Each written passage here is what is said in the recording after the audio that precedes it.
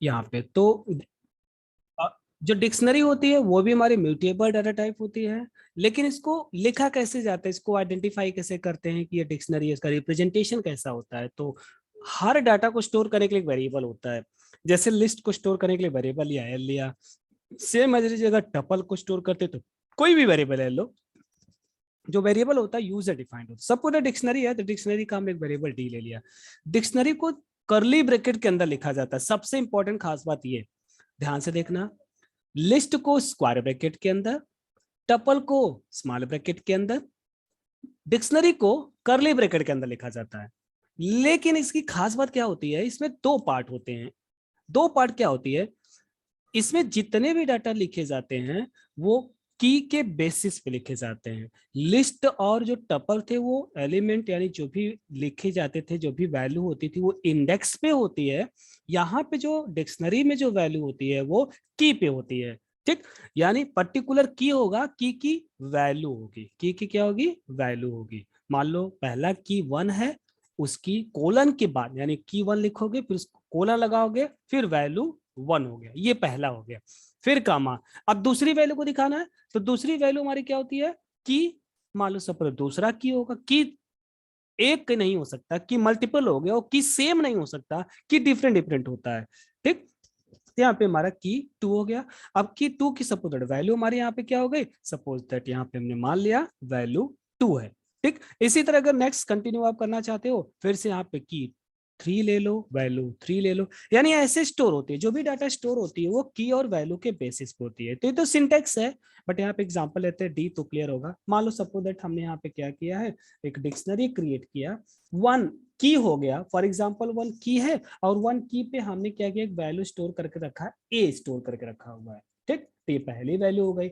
अब दूसरा की है, कोई भी की ले लो, माना कि नहीं दो ही लो, सीक्वेंस में लो, कुछ भी लो। सपोज मैं यहाँ पे 3 ले लिया है, 3 लिया, कोलन कर दिया। अब सपोज हमने क्या कर दिया, ए ई कर दिया या बी कर दिया, कुछ भी ले लो। ठीक, तो ये इसकी वैल्यू हो गई। यानी जो पहला है जो कोलन के पहले होगा, एक और लेते हैं जैसे 5 ले लिया, कोलन कर दिया, इसके बाद हमने इन्वर्टेड कामा के अंदर हमने यहाँ पे सी कर दिया। ठीक, ये चीज हो गया। तो ये हमारी डिक्शनरी हो गई।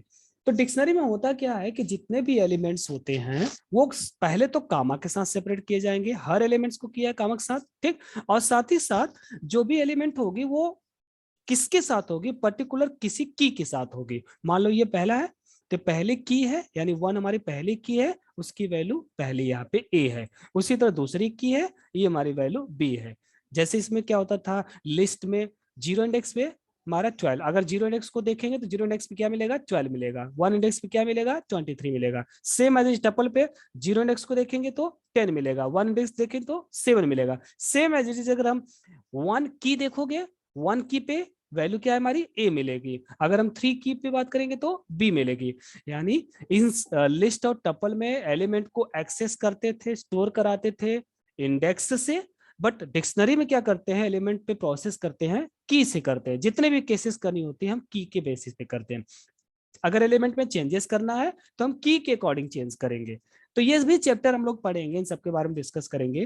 ठीक, और यहाँ पे इसको हम लोग म्यूटेबल इसलिए बोले क्योंकि जिस तरह से लिस्ट के डाटा को हम लोग चेंज कर सकते हैं पर्टिकुलर इंडेक्स पे, उसी तरह यहाँ पे डिक्शनरी में भी पर्टिकुलर की वैल्यू को चेंज कर सकते हैं। यानी 1 की है, 1 की ए की जगह हम ए बी सी करना चाहें तो कर सकते हैं। ये चेंज हो सकता है उसी लोकेशन पे। तो इसलिए हम इसे कहते हैं म्यूटेबल डाटा टाइप कहते हैं। तो क्लियर हुआ ये पांचों तरह के डाटा टाइप, कितने तरह के डाटा टाइप होते थे, इन सब के बारे में क्लियर हो गया कि नहीं हो गया? यस। किसी को कोई डाउट नहीं है ना अभी? तो नो सर। अगर अगर पूछा जाए कि डाटा टाइप कितने तरह के होते हैं, तो बेसिकली डाटा जो built in data type, core data type होते हैं, there are 5 types of the built in core data type. First one is the numbers. Numbers के अंदर सारे नंबर्स आते हैं, इंटीजर भी होगा, फ्लोट भी होगा, और कॉम्प्लेक्स नंबर होगा, ये सारे हमारे। और साथ ही साथ हमारे वो भी नंबर होते हैं, अगर हम कोई साइंटिफिक नोटेशन अगर दिखाते हैं जैसे पावर के फॉर्मेट में, तो वो भी नंबर के पार्ट में है, वो भी हमारे नंबर्स के अंदर ही आते हैं। और दूसरा डाटा टाइप क्या होता है, स्ट्रिंग होती है।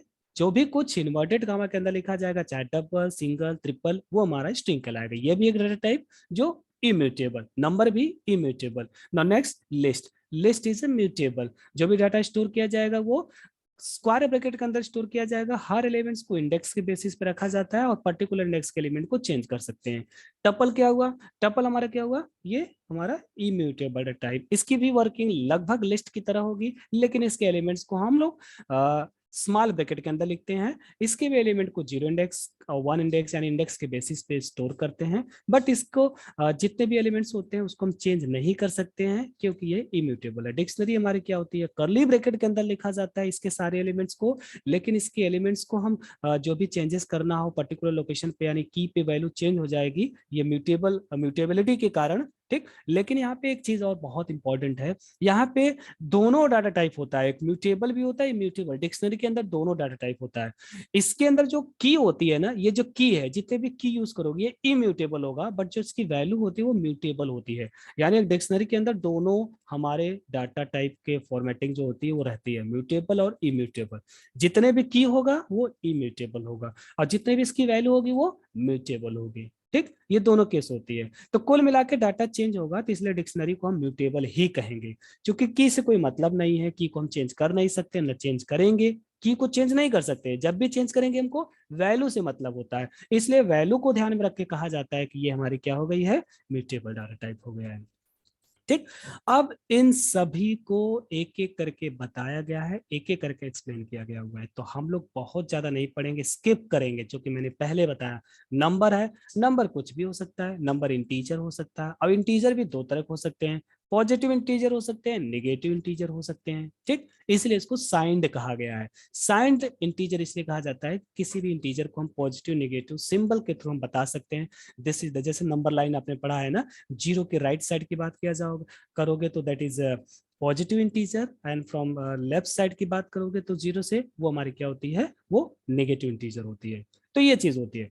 नाउ बुलियंस क्या होती है, बुलियंस भी एक नंबर होती है जो आपको ट्रू एंड फॉल्स को इंडिकेट करता है। जीरो मतलब क्या होती है, जैसे हमने बुलियन अलजेब्रा में पढ़ाया था, जीरो मींस क्या होती है, फॉल्स होती है, और वन मींस क्या होती है, ट्रू होती है। Now next is a floating number, यानी जो चीज पॉइंट्स के अंदर पॉइंट्स के थ्रू डिफाइन किया जाएगा, that is a floating number.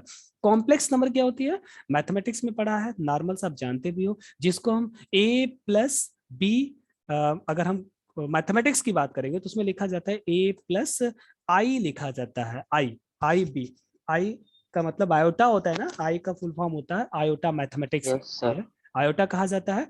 लेकिन कंप्यूटर में आयोटा नहीं कहा जाएगा, इसे जे से रिप्रेजेंट करेंगे, तो जे दोनों लिखा जाता है, स्मॉल जे भी लिख सकते हो, अपर केस में भी जे लिख सकते हो, दोनों लिख सकते हो। तो ये चीज होती है, जे बी कहीं कहीं लिखा जाता है, बी जे कहीं लिखा जाता है, तो इस तरह से लिखोगे तो ये हमारी कॉम्प्लेक्स नंबर को। कॉम्प्लेक्स में क्या होती है कि इसमें दोनों टर्म होते हैं, आपको पता है, मैथमेटिक्स के बच्चे इसको बहुत अच्छे से जानते हैं, लेकिन बायो भी सुन लो। इसमें a प्लस बीजे लिखा हुआ है, तो जो पहला वाला पार्ट होता है जिसके साथ जे नहीं होता है, जिसके पास जे नहीं होता है, इसका मतलब वो कौन सा पार्ट कहलाता है, वो रियल पार्ट कहलाती है। इसलिए जिसके साथ जे है वो हमारी क्या कहलाती है, वो यानी बी जे, बी वाली पार्ट जो भी हमारी कहलाएगी वो हमारी कहलाती है, वो इमेजिनरी पार्ट हमारी कहलाती है, ठीक। ये चीज है, ये हमारी इमेजिनरी पार्ट कहलाती है, ठीक। तो यानी किसी भी कॉम्प्लेक्स नंबर को रिप्रेजेंट करने का तरीका क्या होता है, रियल प्लस इमेजिनरी लिखा जाता है, ठीक है ना। रियल और प्लस इमेजिनरी अगर हम मेंशन करते हैं तो वो इन दोनों के कॉम्बिनेशन को हम लोग क्या कहते हैं, कॉम्प्लेक्स कहते हैं। ये चीज हमारी क्या होती है, कॉम्प्लेक्स। कॉम्प्लेक्स मतलब मिक्स होके नंबर हमारे नंबर सिस्टम को दिखाया जाता है, तो ये हमारे कॉम्प्लेक्स नंबर का एग्जाम्पल होता है, ठीक है ना। और आपको पता है कि इमेजिनरी किसे कहते हैं, इमेजिनरी लिखने का तरीका मतलब ये होती है, अगर कोई चीज अंडर रूट के अंदर निगेटिव आ जाती है तो हमारी क्या कहलाती है, इमेजिनरी होती है। जैसे आपने यहाँ पे एक मैथमेटिक्स का सिंबल आपको मैं दिखाना चाहता हूँ, तो जैसे यहाँ पे आप रूट के अंदर, रूट के अंदर ये अंडर रूट हो गया, ये अंडर रूट हमने लगाया, इसके अंदर हमने क्या कर दिया, -4 कर दिया। सपोज दैट अगर हम इसके अंदर -4 लिखा हुआ है, ठीक है ना, ये चीज है, यहाँ पे -4 कर दिया, तो अब हमारा क्या होगा, ये -4 एक इमेजिनरी नंबर हो गया है।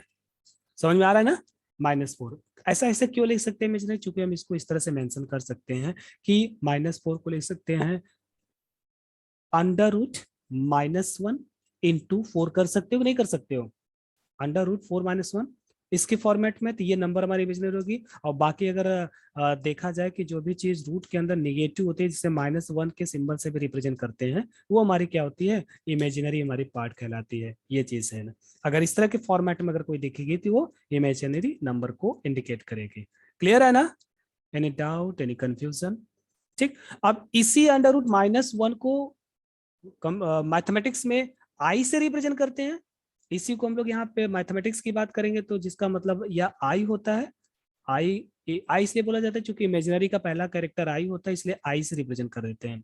ठीक, ये चीज हम आई से रिप्रेजेंट कर देते हैं। और यही चीज अगर कंप्यूटर की बात करोगे तो यहाँ पे हम लोग जे से रिप्रेजेंट करते हैं। और जे दोनों हो सकता है, अपर केस और स्मॉल जे दोनों लिखा जा सकता है, ये दोनों केस को रिप्रेजेंट कर सकते हैं।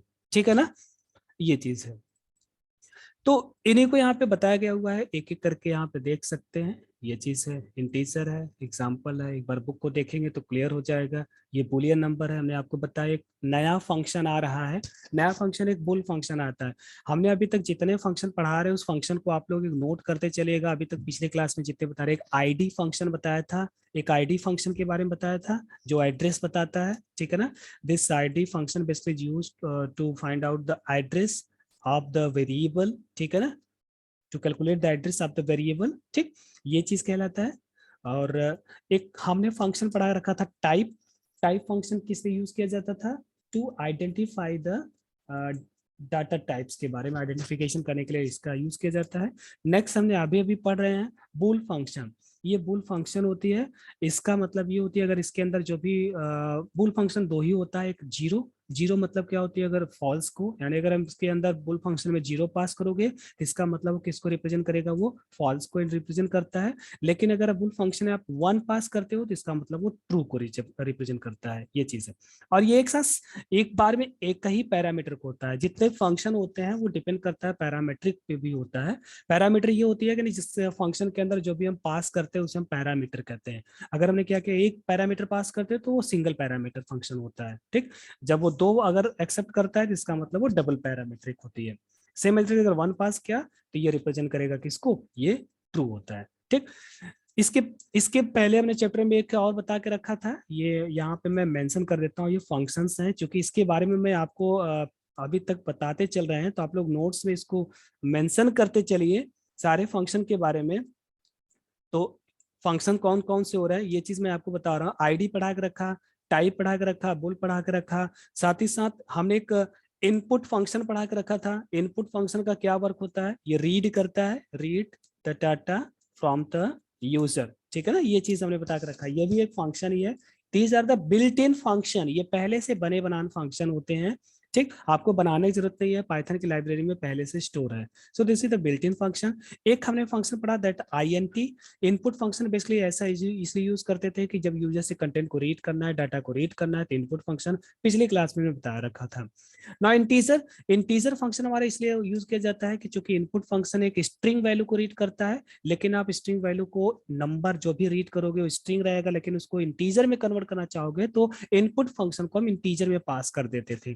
सो this the work of this integer function to convert the number read by user, जो भी इनपुट फंक्शन का यूज करके जो भी नंबर रीड करते हो उसको इंटीजर के फॉर्मेट में कन्वर्ट करता है this integer function. Same as it is float, एक फ्लोट फंक्शन होती है, ये भी नंबर में कन्वर्ट करता है लेकिन इसको फ्लोट में कन्वर्ट करता है, यानी डेसिमल में, डेसिमल की वैल्यू को कन्वर्ट कर देता है। तो ये फ्लोट हमारी होती है। अगला फंक्शन अभी अभी हम बता रहे हैं, that function basically str। str एक फंक्शन होता है। ठीक, इसका मतलब ये होता है कि इसके अंदर जो भी पास करोगे वो उसके स्ट्रिंग, उसको स्ट्रिंग में कन्वर्ट कर देता है। ठीक, उसको स्ट्रिंग में, सपोज दैट हमने सपोज दैट यहाँ पे 13 लिखा। 13 इज अ नंबर, एक नंबर है, इंटीजर नंबर है, लेकिन अगर हम स्ट्रिंग में पास कर देंगे तो उसको स्ट्रिंग में कन्वर्ट कर देगा। इसका जो आउटपुट आएगा डबल इन्वर्टेड या सिंगल इन्वर्टेड के अंदर 13 आ जाएगा। अब सोचो कि ये नंबर हमने अभी अभी जो पास किया वो एक नंबर था, लेकिन जब इसको हमने प्रिंट कराया तो ये क्या बन गया, इंटीजर और स्ट्रिंग बन गया। कैसे जाना, चूंकि वो इन्वर्टेड कामा के अंदर उसको स्पेसिफाई कर देता है।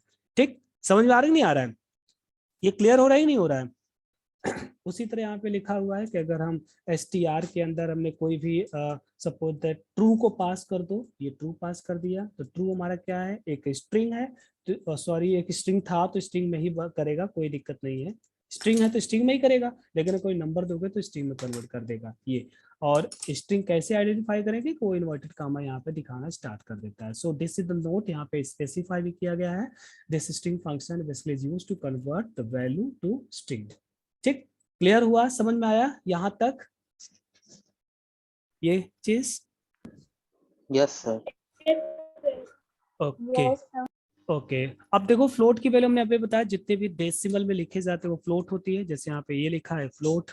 ठीक, अब फ्लोट भी दो तरह की होती है, एक तो हमारी क्या होती है direct term, fractional. Fractional part को डिवाइड करोगे तो एक्चुअल में देखोगे फ्लोट ही तो होगा। मतलब अगर हमने कहीं लिखा है कि 1/2 लिखा हुआ है तो 1/2 इज अ फ्रैक्शन। अब इसको अगर डिवाइड करोगे तो 0.5 आएगा, 0.5। तो वो कोई जितने भी फ्रैक्शनल नंबर होते हैं, यानी जो न्यूमरेटर बाय डिनोमिनेटर लिखे जाते हैं, वो एक्चुअल में हमारे क्या होते हैं, वो फ्लोटिंग हुई होते हैं, क्योंकि डिवाइड करोगे तो पॉइंट में आना ही आना है। ठीक, ये भी हुआ। साथ ही साथ हमारे क्या होते हैं, जितने भी एक्सपोनेंटेशन होती है, एक्सपोनेंटेशन इन द सेंस कि जैसे हमने कहीं लिखा कि 3 × 10⁻², 3 × 10⁻², लिखा हुआ है, तो हमारे क्या होती है, क्योंकि इसको भी कैलकुलेट करोगे तो वो भी हमारे क्या होगी, या कभी कभी 3.5 करके लिखा हो, जैसे साइंटिफिक नोटेशन होती है, ये सारा चीज हमारी क्या होती है, ये भी हमारी फ्लोटिंग में ही आती है, फ्लोटिंग वैल्यू होती है। अब जैसे यहाँ लिखा है 3.50075 ई मतलब होती है एक्सपोनेंट। एक्सपोनेंट मतलब यहाँ पे 03 लिखा हुआ है, 03 मतलब ये लिखा है 3.50075 इंटू 10⁻³ लिखा हुआ है, 03 मतलब 10⁻³ लिखा हुआ है। तो इस तरह से हमारे मेंशन किए जाते हैं। और ये वाला क्या लिखा, अगर माइनस लिखा हुआ है तो 10⁻⁻4 लिखा हुआ है, ये मेंशन करता है। ठीक, तो इन सब के बारे में है, नॉर्मल है, इसको आप देखेंगे तो क्लियर होगा, यहाँ पे समझ में आएगा। ठीक, और साथ ही साथ कॉम्प्लेक्स नंबर अभी भी उन्होंने बताया कि जो भी चीज हमारी A+B J के फॉर्मेट में लिखा जाए वही हमारी कॉम्प्लेक्स नंबर होती है। बहुत सारे हमारे एग्जाम्पल यहाँ पे लिखे हुए हैं। ठीक, अब इसको स्टोर कैसे कराते हैं, लिखते कैसे हैं, वो कमांड प्रॉम्प्ट पे देखे तो हम आपको यहाँ पे रन करा के दिखा रहे हैं। जैसा कि देखो यहाँ पे अगर हमने इसके टाइप को भी प्रिंट कराएंगे तो टाइप तो पूरी एक साथ प्रिंट करेगा नहीं। ठीक, अगर हमने कहीं लिखा कि ये देख रहे हैं स्क्रीन आपको, ये वाले कमांड प्रॉम्प्ट, ये कमांड प्रॉम्प्ट है, इस पे कमांड को हम चलाएंगे। यहाँ पे हमने लिखा सपोज दैट एक वेरिएबल लिया ए। ठीक, ए इक्वल टू हमने यहाँ पे कर दिया 2 + 3 या 5, जो भी लिखना चाहते हैं, जे लिख दिया। ठीक, अब इसको एंटर मारते हैं, एंटर मारते कुछ नहीं आया। अब चूंकि ये है क्या है, कॉम्प्लेक्स नंबर है, तो कॉम्प्लेक्स नंबर में दो चीज का कॉम्बिनेशन है, रियल और प्लस इमेजिनरी का। ठीक, अब अगर हम टाइप प्रिंट कराते हैं, टाइप, टाइप मतलब ये होगी कि ए का टाइप क्या है, तो ए को अगर हम पास कर दिए, एंटर हिट करते हैं, तो ये दिखा रहा है कि ये एक्चुअल में ये कॉम्प्लेक्स नंबर है। समझ में आ रहा है ना? टाइप फंक्शन करता क्या है, टाइप फंक्शन किसी भी डाटा को आइडेंटिफाई करता है कि किस तरह, या किसी भी वेरिएबल को आइडेंटिफाई करता है कि किस तरह की वैल्यू को स्टोर करके रखा हुआ है। तो मैंने टाइप किसका देखा, ए का देखा, एक वेरिएबल था उसके टाइप को आइडेंटिफाई किया। तो चूंकि ए में मैंने 3+5j लिखा था, सो 3+5j basically real plus complex imaginary लिखा था, तो पूरी कॉम्प्लेक्स नंबर हो गया था। तो टाइप फंक्शन के अंदर हमने क्या कर दिया, टाइप के ए को पास कर दिया, तो इसके डाटा टाइप को दिखा रहा है ये कॉम्प्लेक्स नंबर है। क्लियर है कैसे हम जानेंगे कि कॉम्प्लेक्स नंबर है कि नहीं है? क्लियर है कि नहीं क्लियर है? कोई डाउट? Clear है sir. ओके, अब देखो यहाँ पे क्या करा है, जैसे ए को प्रिंट कराएंगे, तो ए को प्रिंट कराओगे तो देखो ब्रैकेट में करके दिखा देता है 3+5 से, ये पूरे हमारे नंबर को रिप्रेजेंट कर दिया, कॉम्प्लेक्स नंबर को। लेकिन एक चीज और इतना याद रखिए कि ये जो कॉम्प्लेक्स नंबर है, जो भी कॉम्प्लेक्स नंबर यहाँ पे लिखा हुआ है, मान लो इसी को लिखा है कि ए इक्वल टू 3+5j, ये लिखा है, ये कॉम्प्लेक्स नंबर है। तो हमने आपको बताया इसमें दो पार्ट होते हैं। दो पार्ट होना मतलब कि एक होती है रियल पार्ट होती है, ठीक है ना, एक होती है रियल होती है, और दूसरा क्या होती है, इमेजिनरी होती है। ठीक, ये इमेजिनरी होती है। तो अब आपको इस पूरे कॉम्प्लेक्स नंबर का सिर्फ और सिर्फ रियल पार्ट को प्रिंट करना है, इस पूरे कॉम्प्लेक्स का सिर्फ इमेजिनरी पार्ट प्रिंट कराना है। तो उसके लिए यहाँ पे दो कमांड है, दो फंक्शन है। ठीक, तो पहला हमारा क्या होती है कि एक होती है REAL, रियल। REL रियल, तो रियल रियल मतलब रियल पार्ट को बताएगा, एक कमांड की तरह चलेगा, एक रियल। तो जैसे लिखोगे रियल, ये जो कॉम्प्लेक्स नंबर है किस में स्टोर किया गया है, ये ये जो पूरी कॉम्प्लेक्स नंबर है एक वेरिएबल ए में स्टोर किया हुआ है, ठीक, ये पूरी हमारी ए में स्टोर है। तो हम यहाँ पे करना क्या चाहते हैं, प्रिंट करेंगे कि ए डॉट रियल, यानी ए कॉम्प्लेक्स नंबर का रियल वैल्यू। तो रियल वैल्यू को बात करेंगे तो जो भी आएगा हमारा कितना आएगा, ये 3 आ जाएगा, ये 3 प्रिंट करेगा, ठीक। उसी तरह यहाँ पे ध्यान रखना, हम इमेजिनरी को प्रिंट कराना चाहते हैं, यानी इस पूरे कॉम्प्लेक्स नंबर का इमेजिनरी पार्ट प्रिंट कराना चाहते हैं। तो इमेजिनरी को प्रिंट कराने के लिए एक दूसरा कमांड होता है कि ए डॉट IMAG लिखा जाता है। IMAG मतलब होती है इमेजिनरी होती है। तो जैसे लिखोगे तो इमेजिनरी पार्ट करेगा, तो इमेजिनरी पार्ट में जे नहीं प्रिंट करेगा, जे की वैल्यू प्रिंट करेगा। जे की वैल्यू कितनी है 5, तो यहाँ पे आएगा हमारा कितना आएगा, ये 5 आएगा, ठीक। लेकिन इतना याद रखिएगा, जब भी हम किसी भी कॉम्प्लेक्स नंबर के रियल और इमेजिनरी को प्रिंट कराएंगे तो वो इंटीजर में नहीं दिखाता है, वो फ्लोट में दिखाता है। तो इसका जो आउटपुट आएगा 3.0 आएगा, और इसका जो रिजल्ट आएगा 5.0 आएगा। बात समझ में आई इतनी, कैसे करते हैं, ये कैसे चला कमांड, ये क्लियर हुआ ना, ये जो प्रिंट करा रहे हैं हमने।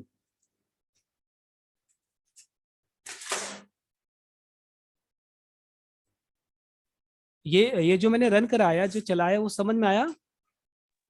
Yes sir. ओके, ये और यस सर। अभिषेक सो रहे हो क्या? No sir. तो कुछ मुंह में कुछ खा पी रहे हो क्या? No sir. अच्छा अच्छा, कुछ तैयारी कर रहे होगे लगता है। जवाब नहीं क्यों सर, नहीं यही दे, पढ़ रहे हैं। जवाब क्यों नहीं दे रहे हो? अदिति क्लियर है?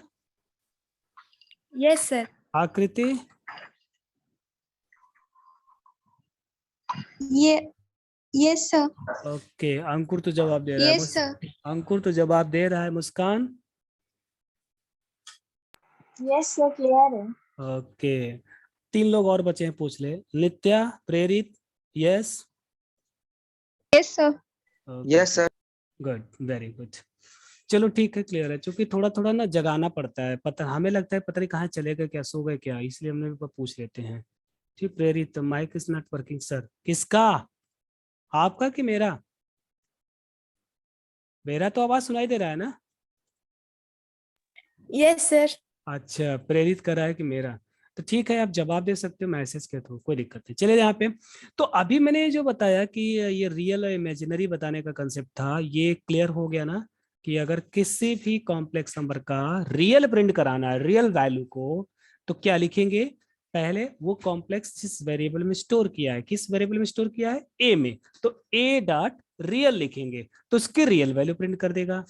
अब उसकी अगर इमेजिनरी प्रिंट कराना चाहते हो तो ए डॉट इमेजिनरी यानी IMAG, तो इसका इमेजिनरी प्रिंट करेगा, ठीक। ये हमारी पार्ट है, ये सारा चीज ध्यान से देखिएगा। अब जैसे यहाँ पे लिखा हुआ, इसको देखते हैं। मैंने यहाँ पे ए लिखा था, ए में 3 + 5J, जैसे स्क्रीन पे आप देखिए कमांड प्रॉम्प्ट पे, ठीक। अब मैं यहाँ पे प्रिंट करा रहा हूँ ए डॉट रियल, ए डॉट रियल।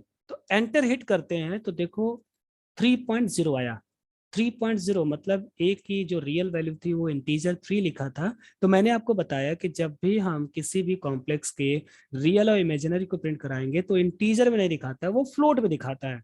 अब कोई पूछेगा सर ऑलरेडी अगर फ्लोट में दिया है तो जो फ्लोट में दिया रहेगा वही प्रिंट करेगा। जैसे कहीं लिखा है 3.7 लिखा हुआ है तो 3.7 ही आएगा, ना कि 3.0 आएगा, ठीक। अगर ऑलरेडी फ्लोट में लिखा है तो फ्लोट में ही आएगा, लेकिन अगर फ्लोट में नहीं दिया है तो इंटीजर में है तो वो फ्लोट में कन्वर्ट करके दिखाएगा।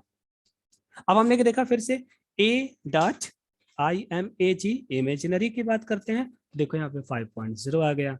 तो ये चीज क्लियर हो गया ना, ये जो यहाँ पे प्रिंट करके दिखा रहा है ये सारा चीज, ठीक। ये तो उसी को प्रिंट करा के दिखा रहा है, फ्लोट में, इमेजिनरी में, ये सारा चीज। और जो अभी भी मैंने बताया, बुक में आपके दे रखा हुआ है कि रियल और ये इमेजिनरी यानी किसी भी कॉम्प्लेक्स के रियल को प्रिंट कराने का कमांड ये है, आप मार्क कर लीजिए अपने बुक में। और इमेजिनरी को प्रिंट कराने का तरीका ये है, ठीक। अब एक चीज और, अभी अपने मैथमेटिक्स में पढ़ा होगा कि जैसे हम 2 कॉम्प्लेक्स नंबर को जोड़ते हैं, याद है ना, दो कॉम्प्लेक्स नंबर को जोड़ते हैं। पढ़ा कि नहीं कॉम्प्लेक्स नंबर अभी? आई थिंक पढ़ लिया होगा। Yes. Yes, sir. Okay Yes, sir. Yes, sir. हाँ, तो अगर आप कॉम्प्लेक्स नंबर पढ़े होंगे तो उसमें आपने देखा होगा कि अगर दो कॉम्प्लेक्स नंबर को जोड़ते हैं तो उन दो कॉम्प्लेक्स के रियल वाला रियल के साथ जुड़ता है, इमेजिनरी वाला इमेजिनरी के साथ जुड़ता है। ये क्लियर है ना? सपोज हमने A1 लिया, A1 इक्वल टू हमने कर दिया एक कोई कॉम्प्लेक्स नंबर लिया, सपोज दैट 3.5 प्लस 2.0 जे ले लिया, सपोज दैट ये A1 हो गया। अब हमने क्या किया, A2 कोई कॉम्प्लेक्स नंबर लिया, A2 कॉम्प्लेक्स नंबर लिया और हमने यहाँ पे मेंशन कर दिया माइनस लिखा है -1.5 और यहाँ पे प्लस माइनस मेंशन कर दिया, ठीक। और यहाँ पे लिखा हमने 1.2 कर दिया है और ये जे कर दिया है। ये दो कॉम्प्लेक्स नंबर लिया हुआ है। तो अब अगर सपोज दैट हम इसको जोड़ते हैं यानी A1 और प्लस हमारा A2 तो रिजल्ट क्या आएगा? रिजल्ट क्या आएगी? रियल वाला, यानी ये रियल है ना, तो रियल वाला हमेशा रियल से जुड़ता है, इमेजिनरी वाला हमेशा इमेजिनरी से जुड़ता है। क्लियर है ना? तो जो रियल है, रियल प्लस रियल होगा, इमेजिनरी प्लस रियल। तो ये रियल है और दूसरे का रियल ये है। अब चूंकि दोनों को ऐड करेगा, ऐड करने का तरीका आपको पता है क्या होता है, यानी ऐसे लिखेगा 3.5 और प्लस किसको ऐड करेगा? माइनस 1.5। लिखने का तरीका तो यही है ना मैथमेटिक्स का, यही ना तरीका है। और सेम कॉम्प्लेक्स का कॉम्प्लेक्स के साथ करेगा प्रोसेस, जो इमेजिनरी का इमेजिनरी के साथ करेगा। तो 2.0 लिखा था, फिर यहाँ पे क्या करेगा, जो कि हम प्लस कर रहे हैं तो यहाँ पे प्लस मेंशन करेंगे और यहाँ पे ब्रैकेट लगाओ किसको, -1.2, ठीक। और ये दो ब्रैकेट लगाएंगे, ये जे हो गया। अब इसको सॉल्व करोगे, सॉल्व करने का तरीका आपको क्लियर है, ये हमारे प्रोसेस होगा, ये इक्वल टू सिंबल हो गया, यहाँ पे हमने मेंशन कर दिया, ठीक। यहाँ पे आएगा क्या, क्योंकि आपको पता है ब्रैकेट ओपन होता है तो प्लस माइनस माइनस हो जाता है, क्लियर है ना? प्लस माइनस माइनस हो गया, इतनी तो मैथमेटिक्स पता है। 3.5 माइनस हो जाएगा 1.5, कितना हो गया? 2.0, ये कितना आ जाएगा? Yes, sir. 2.0 आ गया। अगला क्या आ जाएगा हमारा, ये प्लस होगा, यहाँ पे इसको हटा ही देते हैं, ये प्लस होगा हमारा, तो प्लस माइनस कितना हो गया? माइनस हो गया। अब 2.0 माइनस 1.2 कितना आएगा? 0.8। 0.8. यहाँ पे मेंशन कर देंगे 0.8 आ गया, ठीक। अब 0.8 और ये हमारी कॉम्प्लेक्स इमेजिनरी है तो यहाँ पे जे मेंशन कर दोगे, ये हमारा हुआ। तो ये इस तरह से जुटा, इस तरह से बनाया। तो ये ऐसा मैं इसलिए बता रहा हूँ क्योंकि ये दिया है, इसमें ये दिया इसलिए है कि देखो यहाँ पे बता रखा हुआ है कि दो अगर कॉम्प्लेक्स नंबर दे रखा हुआ है तो उनको जोड़ोगे तो उसमें क्या करेगा, रियल वाला रियल के साथ कर देगा, इमेजिनरी वाला इमेजिनरी से। लेकिन याद रखिएगा कि जब भी ये प्रोसेस करेगा तो हमेशा जो भी प्रिंट कराओगे तो फ्लोट में करता है, तो एक बार करके दिखाना चाहे तो करके देख लो, रन करा के कमांड को, ठीक। तो जो वैल्यू लिया था हमने वहां पे देख लो, डायरेक्ट वैल्यू यहाँ पे क्या वैल्यू था जो भी मैंने करके दिखाया उसी को देख लेते, चूंकि उसी का आउटपुट आना चाहिए। यहाँ पे देख लेते कमांड को चला के, ये चीज, ठीक। तो लिखा क्या, 3.5 मैं डायरेक्ट लिखता हूँ, किसी वेरिएबल में स्टोर कर देते हैं। हमने यहाँ पे ए नाम का वेरिएबल लिया, उसमें डायरेक्ट ऐड करते हैं। तो डायरेक्ट ऐड करना मतलब हमने पहला कॉम्प्लेक्स नंबर लिख दिया 3.5, ये हमारे 3.5 हो गया, ठीक। और साथ ही साथ हमने क्या किया, प्लस कर दिया 2.0 जे हो गया, ये पहला हो गया। अब हमको जोड़ना है दूसरे के साथ, तो जोड़ते हैं। तो जोड़ने का तरीका क्या होगा, माइनस लिखा था -1.5 और माइनस हो गया, माइनस से 1.2 जे हो गया, ये क्लियर हो गया, ये बन गया। अब एंटर हिट करते हैं, तो जैसे एंटर हिट किया, चूंकि ये प्रोसेस होके ए में स्टोर हो गया होगा, ए को एंटर करते हैं तो आ गया 2 + 0.8, 2 + 0.8। यहाँ पे मैंने 2.0 किया हुआ, चूंकि ये अलग अलग प्रिंट कराओगे रियल को इमेजिनरी को तो फ्लोट में दिखाएगा, वैसे प्रोसेस कर रहा है तो वैसे दिखा रहा है, ठीक। तो आ गया, वही रिजल्ट आ गया ना, यानी 2 + 0.8 जो मैंने यहाँ पे दिखाया, मैनुअली करके दिखाया था, ठीक। ठीक, अब आप कहोगे सर फ्लोटिंग नहीं दिखा रहा है, दूसरा फ्लोटिंग दिखा रहा है, दूसरा फ्लोटिंग इसलिए दिखा रहा है क्योंकि फ्लोट में वैल्यू बच रही है, यहाँ पे फ्लोटिंग वैल्यू नहीं बच रही है।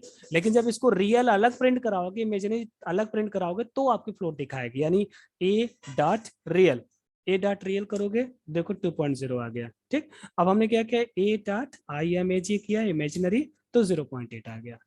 तो ये क्लियर है ना यहाँ तक कंटेंट, ये सारा चीज रियल Yes, इमेजिनरी। sir.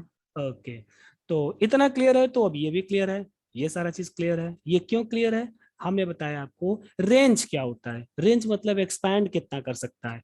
एक इंटीजर है, इंटीजर मतलब आप गिनती 1 से स्टार्ट करो, 0 से लिखना स्टार्ट करो, लिखते जाओ जब तक पूरा संसार न भर जाए, संसार की जमीन न भर जाए, लिखते रहो, सेम एज इट इज।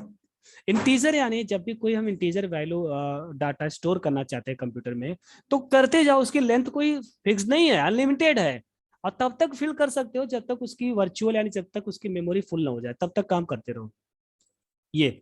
लेकिन बुलियन, बुलियन हमारा फिक्स्ड है, होगा दो ही होगा, दो से ज्यादा हो ही नहीं सकता, एक ट्रू होगा एक फॉल्स होगा, इसके अलावा कुछ हो ही नहीं सकता है, इसलिए ये रेंज फिक्स्ड है। फ्लोटिंग नंबर ये भी हमारी अनगिनत है, चलते रहो, बस डेसिमल में लिखते जाओ, जितना बड़ा हो जितना लिख सकते हो लिखते जाओ, तब तक लिखो जब तक मेमोरी फुल ना हो जाए, ये कर सकता है। ठीक, कॉम्प्लेक्स नंबर क्या होता है, ये हमारा क्या होती है, same as a floating point number की तरह होता है, because the real and imaginary parts are the represented as a float. हमने आपको बताया ना कि फ्लोटिंग नंबर दो भी लिखा जाए, दो पार्ट का कॉम्बिनेशन होगा, रियल और इमेजिनरी, और रियल इमेजिनरी को मिलाते हैं, फिर बाद में इसका जो रिजल्ट फाइंड आउट करते हैं एज अ फ्लोट में रिप्रेजेंट करता है। तो इसका जो एक्सपैंड हुआ, जो रेंज हुआ, वो कुल मिला के फ्लोट में जाएगा, फ्लोट आएगा जैसा लोगे नंबर। ठीक, तो नंबर जो हमारा डाटा टाइप था, 5 तरह के डाटा टाइप हमने बताया था, एक नंबर बताया था, दूसरा स्ट्रिंग बताया है, तीसरा लिस्ट बताया है, चौथा टपल बता के रखा है, पांचवा हमारा क्या था, डिक्शनरी था। तो इसमें से पहला डाटा टाइप मैंने बता दिया, और दूसरा भी बता रखे हुए, दूसरा भी क्लियर है। दूसरा क्लियर मतलब स्ट्रिंग है। अब स्ट्रिंग आपको पता है कैसे जानते हैं, कोई भी चीज किसके अंदर लिखा जाए, किस चीज के अंदर लिखा जाए तो उसको स्ट्रिंग मानते हैं, इन्वर्टेड कामा के अंदर, चाहे डबल चाहे सिंगल चाहे ट्रिपल, कुछ लिख डालो वो स्ट्रिंग है। जैसे ये लिखा है ना, ये लिखा है dollar, percent, caret symbol, M percent, ये हमारा सब स्ट्रिंग है। ये क्वेश्चन मार्क लगा दिया, यह स्ट्रिंग है। ये पता नहीं कौन सा लैंग्वेज लिख डाला, यूनिकोड लिख डाला, ये भी स्ट्रिंग है। जो कि क्यों स्ट्रिंग है, इन्वर्टेड कामा के अंदर लिखा हुआ है, ये चीज हो गया। यहाँ तक किसी को डाउट हो तो पूछ सकते हो, क्योंकि अब जो चलेगा, जो बताएंगे वो एक स्ट्रिंग बताएंगे, और उसको स्ट्रिंग का जो चैप्टर है वो चीज इसी पे बेस्ड है। अगर इसको यहाँ थोड़ा बहुत पढ़ लेते हैं, थोड़ा बहुत पढ़ लेंगे, तो जो अगला स्ट्रिंग का चैप्टर है, जो आपका 8वां या 9वां चैप्टर है जो एग्जाम में आने वाला है, तो इससे मिलता जुलता वहां पे क्वेश्चन आपको मिल जाएगा। इसलिए प्रीवियस कंटेंट अभी तक क्लियर है, जितना अभी बताया, क्योंकि न्यू स्टार्ट Yes, करने sir. से। ओके, अगर क्लियर है तो अब ये भी क्लियर होगा, क्योंकि अभी मैंने बताया एक दो चीज बताया कि एक लिस्ट को बताया, एक टपल को बताया। तो लिस्ट और टपल जो कंटेंट, जो डाटा स्टोर होते थे, किसके फॉर्मेट में स्टोर होते थे, वो एक बेसिकली जो एलिमेंट्स होते थे वो इंडेक्स के फॉर्मेट में स्टोर होते हैं, वो इंडेक्स के फॉर्मेट में स्टोर होते हैं। सेम एज हमने एक वेरिएबल लिया, एक वेरिएबल हमने यहाँ पे लिया, और उस वेरिएबल में हम कुछ स्टोर करते हैं। स्ट्रिंग मतलब कुछ ना सीक्वेंस ऑफ द कैरेक्टर्स होंगे, वही हमारी होंगी। मान लो सपोज हमने किया है एक str, एक वेरिएबल लिया, एज्यूम किया, इसके अंदर हमने यहाँ पे क्या स्टोर कर दिया, हेलो स्टोर कर दिया हुआ। अब ये मेमोरी में स्टोर कैसे होता है, ध्यान से देखना, मेमोरी में कैसे स्टोर होती है, जितने भी कैरेक्टर्स होते हैं, हर कैरेक्टर्स, अगर इसमें स्पेस भी देते हैं तो स्पेस भी इंक्लूड होता है, हर कैरेक्टर एक इंडेक्स पे स्टोर होता है।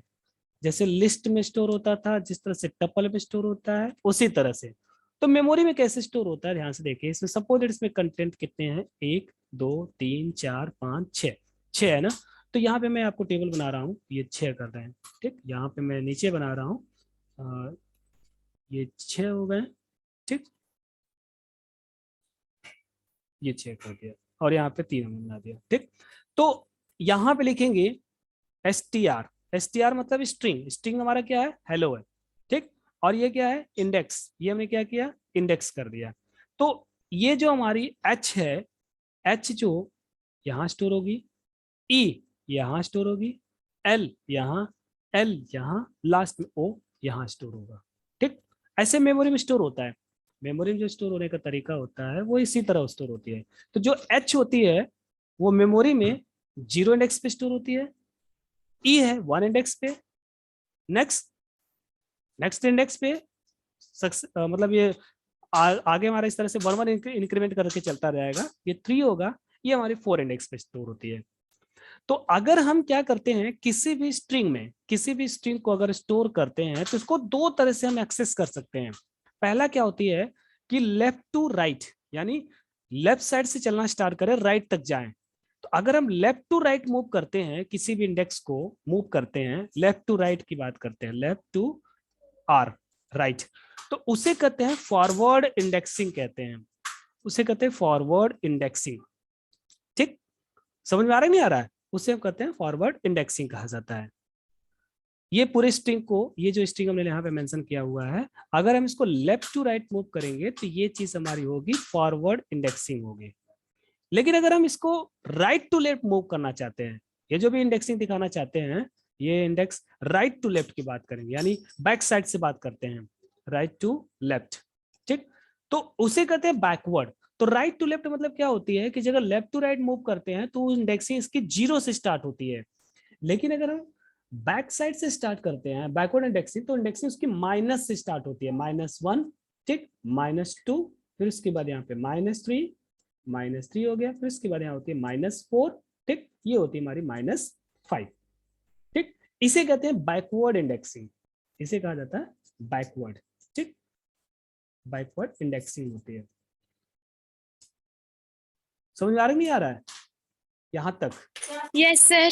तो किसी भी स्ट्रिंग को इस तरह से स्टोर किया जाता है, एक तो लेफ्ट टू राइट स्टोर तो होगा मेमोरी में जैसा इंडेक्स के थ्रू होता है, लेकिन रीड करने का मेथड होता है। रीड दो तरीके से किए जा सकते हैं किसी स्ट्रिंग को, या तो हम स्ट्रिंग को लेफ्ट टू राइट रीड करें, तो लेफ्ट टू राइट जब भी रीड करेंगे तो इंडेक्सिंग हमेशा 0 से स्टार्ट होगी, और जितने नंबर ऑफ कैरेक्टर होंगे वो 0 से स्टार्ट होगी, उससे 1 1 इंक्रीमेंट, जैसे हमारा स्टार्टिंग H 0 पे है, उसके बाद 1 2 3 4। लेकिन अगर हम किसी भी स्ट्रिंग को बैकवर्ड साइड से देखना चाहते हैं, बैकवर्ड इंडेक्सिंग, तो जो भी होगी -1 से स्टार्ट होती है, -2 -3 मेमोरी में ऐसे स्टोर होता है, यही चीज होती है। तो देखो यहाँ पे जो लिखा हुआ है ये फॉरवर्ड इंडेक्सिंग और जो भी बैकवर्ड इंडेक्सिंग है, ये क्लियर हो गया। यहाँ पे जो मेंशन कर रखा हुआ है, ठीक, पाइथन लिखा हुआ है, वेरिएबल है, पाइथन को स्टोर किया है मेमोरी में, तो एक ब्लॉक में मैंने 0 से स्टार्ट किया, 0 1 2 3 4, तो ये फॉरवर्ड हो गया। अब इसी को जस्ट -1 -2 -3 लिखा हुआ है, तो ये बैकवर्ड। ठीक, अब किसी भी स्ट्रिंग के को एक्सेस कैसे करते हैं, एक्सेस मतलब करना है, इसको प्रिंट कैसे कराते हैं। प्रिंट कराने का तरीका क्या होता है कि जैसे हमको H को प्रिंट कराना है, E को प्रिंट कराना है, L को प्रिंट, एक एक कैरेक्टर को प्रिंट कराना है, तो जो भी ये डाटा जिस वेरिएबल में स्टोर है, किस वेरिएबल में स्टोर है, str में स्टोर है ना, तो str में जो स्टोर है, तो यहाँ आप लिखेंगे str, ठीक, और जिस कैरेक्टर को प्रिंट कराना है उसके इंडेक्स को लिख देते हैं। अब सपोज H को प्रिंट कराना चाहते हैं फॉरवर्ड डायरेक्शन में H को प्रिंट कराना चाहते हैं, तो उसका इंडेक्स क्या है, 0, तो यहाँ पे मैं क्या लिखूंगा, 0, यानी str ऑफ 0। तो जैसे लिखोगे तो इसका जो आउटपुट आएगा वो आएगा H आएगा, यानी str of 0 equal to H आएगा। अब देखो जो str ऑफ 0 लिखोगे तो भी H आएगा, लेकिन अगर आपने क्या लिखा, str ऑफ -5, बैकवर्ड की तरफ देखते हो, -5, str ऑफ -5, तो भी हमारा क्या आएगा, H आएगा, क्योंकि हमने इसको किससे किया है, बैकवर्ड इंडेक्सिंग किया रहा। तो यानी अगर किसी भी स्ट्रिंग को प्रिंट कराना चाहते हैं, किसी स्ट्रिंग के पार्ट को प्रिंट कराना चाहते हैं, तो हम क्या करते हैं, उसके हम इंडेक्सिंग के थ्रू उसको हम प्रिंट करा सकते हैं। सेशन खत्म होगा तो मत करिएगा ज्वाइन, इतना ही आज के लिए सफिशिएंट है। तो यहां तक क्लियर हुआ, ये जो स्ट्रिंग हमने स्टार्ट किया क्लियर हुआ, कोई डाउट? No sir. तो इसको इतना पढ़ लीजिएगा, नेक्स्ट क्लास हम लोग ज्वाइन करेंगे तो आगे हम चलेंगे, चूंकि सेशन खत्म हो गया। तो कोशिश करिएगा ये चीज पढ़ने का, बुक को एक बार